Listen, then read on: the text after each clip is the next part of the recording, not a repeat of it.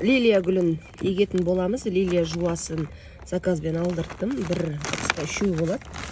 Міндетті түрде топырақпен болу керек. Лилия гүлін алған кездеріңізде қараңыздар. Лилия өзі қатты болу керек, топырақта және ылғалды болу керек. Құрғап, кеуіп қалған лилия болса, ондайдан бас тартыңыздар. Қазір лилияны ашатын боламыз. Лилия гүлін ашқан кезде жуашықтары осындай болады, оянған басы болады. Мынандай басшақтары сынып қалған болса, онда биыл гүлдемейді, бірақ жуа іске асып, алдағы жылдары гүлдейтін болады. Лилия жуасын алған кезде міндетті түрде почкасы болуын қадағалаңыздар, оянған болу қажет. Міне мына почка арқылы лилиямыз біздің өсіп және гүлдейтін болады. Бір тұста 3 лилия бар. Топырақта жақсы жеңір верховой торфқа салған екен. Мысалға, мынау былтырғы еккен лилияларымыз уже биыл оянып жатыр.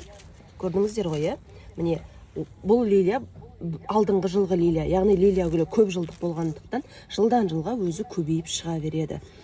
3 штук лилияны қазір осы сияқты егетін боламыз. Лилия жуаларын егу үшін бізге құнарлы және күн жақсы түсетін, жарық мол түсетін жерге егуіміз қажет. Қазір жерді қазып аламыз. Бұл жерде міне алдында лилия егіліп тұр, қасына тағы да бір лилияны егетін боламыз.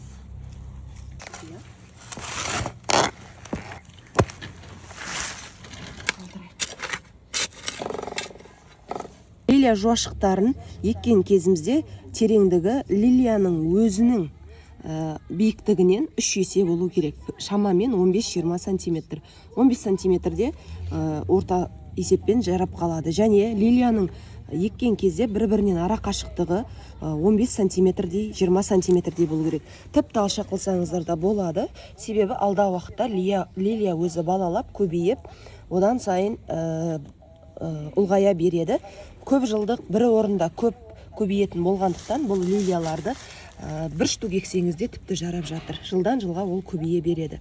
Қазір лилияны еккен кезде шамалы биогумус топырағын қосып жібереміз, құнарлы. Ешқандай тыңайтқыш қосып қажет жоқ. Кейбір жағдайда болады, лилияларды өңдеу қажет болады. Оны өзіңіз үшін жасасаңыз болады. Мен ешқандай өңдеу жасамай-ақ егіп жүрмін жылда, ештеңе де болмайды.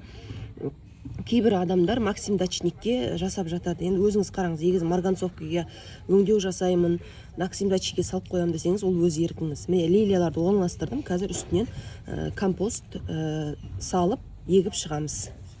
Лилияларды еккеннен кейін жақсы құнарлы компостқан салдым. Бұл өте жеңіл, ауа су өткізгіш. Және мына лилияны еккен кезде мына төбесі, яғни оянған почкасы жоғары қарасын, жоғары қарап тұрсын. Қазір енді өзінің топырағымен үстін жауып шығатын боламыз. Өзінің топырағымен қайтадан жауып қоямыз. Жеңіл жауып қойыңыздар, себебі қатты жабатын болсаңыздар лилияның үстін сындырып алу қаупі бар, сондықтан топырақпен жеңіл ғана жауып қоя салыңыздар бетін, және суарып жіберсеңіз өзі жер топырағы өзіне өзі нығыздалатын болады. Міне лилияны егіп болдық, ешқандай қиынды жоқ. Егер почкасы оянбаған болса басуға болады. Ал қазір бізде почкасы оянған, зақым келдіру қаупі болғандықтан біз тек қана топырақпен жауып суарып қоямыз. Лейкаға жылы су құйып алдық, және міндетті түрде кез келген стимуляторды құйып жіберсеңіздер болады. Бұл жерде менде циркон, ашылған циркон бар. Қазір цирконды құямыз. Міне цирконды құйып жібердік. Суды араластырып жіберіп, су жылы болған дұрыс.